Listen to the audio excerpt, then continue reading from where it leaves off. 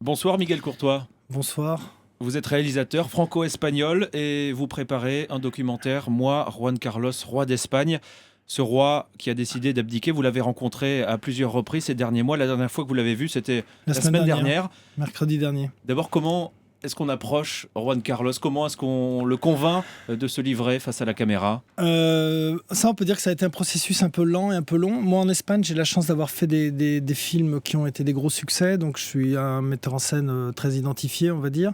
Et je crois que la volonté du roi qui, depuis 25 ans, n'avait parlé vraiment avec personne sur le fond, c'était d'éviter les journalistes, parce que s'il disait oui à un, il serait obligé de dire oui à d'autres. Alors qu'à un cinéaste, c'est un peu plus particulier. Moi, je lui ai proposé de faire un portrait, et de faire un portrait historique et intime. Qui va quasiment avoir valeur de testament, du coup.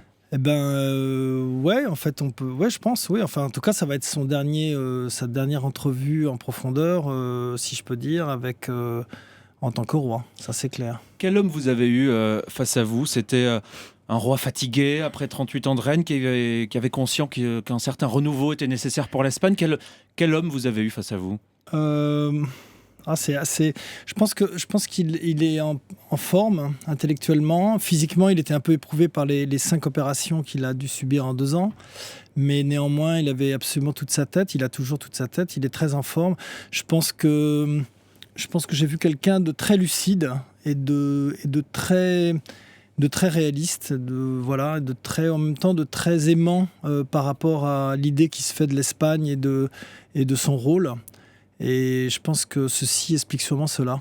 Est-ce qu'il est aussi lucide sur le rapport de plus en plus ambivalent que les Espagnols ont vis-à-vis de leur famille royale?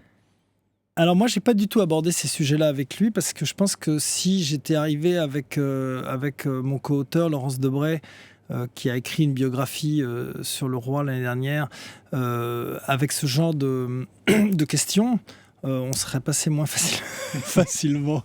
L'entretien se serait moins bien Non, déroulé. mais à partir du moment où on fait un portrait intime, on fait pas un truc qui est dans la polémique politicienne. C'est le rôle des journalistes. Moi, je suis pas là pour faire. En fait, j'essaye de faire un portrait qui s'inscrit dans la mémoire et dans l'émotion et dans la vérité historique. Je suis pas là pour me substituer au travail des journalistes. Mais c'est peut-être un aspect qui vient quand on raconte le parcours d'un homme, parce que son image a changé, lui qui était ultra populaire au moment de la transition démocratique, et cette popularité s'est un peu effritée. Alors, elle s'est effritée au cours des derniers mois. Là, elle remonte beaucoup. Là, dans les derniers sondages qu'ils avaient, il était remonté très fortement. Et surtout, le prince a jamais été aussi populaire.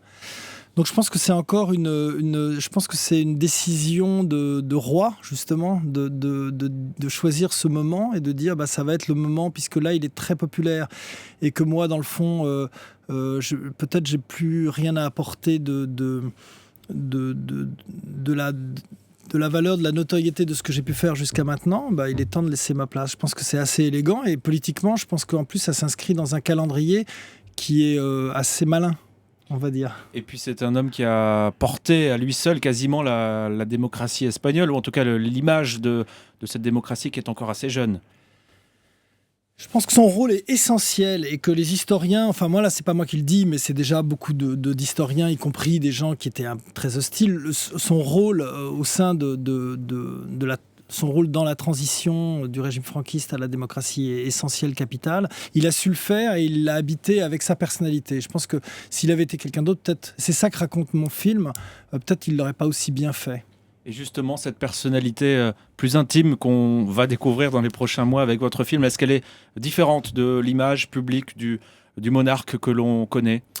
Sûrement, oui, parce qu'on découvre, j'espère on connaît, on sait déjà que c'est quelqu'un de chaleureux, de sympathique, mais en fait, ce que je pense qu'on va voir, on va découvrir avec le film, c'est à quel point sa modestie est réelle, et à quel point son intuition et son intelligence et son pragmatique sont du même niveau que sa modestie. Donc en fait, c'est un mélange qui est très très efficace. Et c'est cette modestie, ce pragmatisme qui lui font dire aujourd'hui, la place est venue pour mon fils.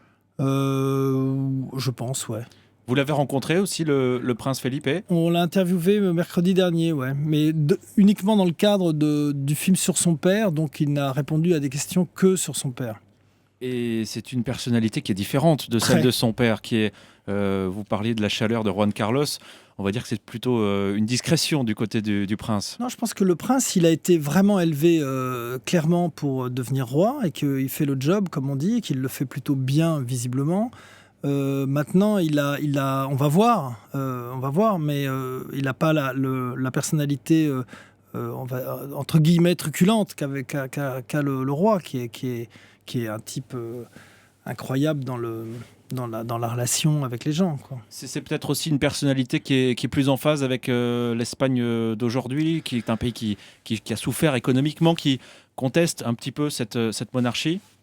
C'est possible, oui, c'est possible qu'il sache, qu'il soit plus formé pour gérer un petit peu cette période de crise compliquée et qui n'est pas forcément simple pour la monarchie, mais je pense qu'en tout cas, il a été élevé pour le job et pour l'instant, j'ai l'impression même la critique espagnole a l'air de dire qu'il fait un sans faute. Alors après, Il va être confronté à l'exercice oui, du puis pouvoir, après, se entre guillemets. posera légitimement la question de la monarchie ou pas, parce que je pense qu'il y a toute une partie de l'Espagne qui n'est pas profondément monarchiste, mais qui était juan-carliste. Donc ça va être à Les deux lui. sont détachés. Il y a beaucoup de gens qui disent que l'Espagne était juan-carliste, pas royaliste. Donc on va voir maintenant si effectivement il aura réussi, le roi, à transmettre vraiment l'idée de la royauté, ou si elle était totalement identifiée à sa personne. Ça, je peux pas le dire, moi. Miguel Courtois, quand est-ce qu'on verra votre travail et où ça? On le verra sur France Télévisions, j'espère, en début d'année prochaine, et sur la télévision espagnole aussi, puis c'est une coproduction. Merci d'être passé nous voir ce Merci, soir. merci à vous.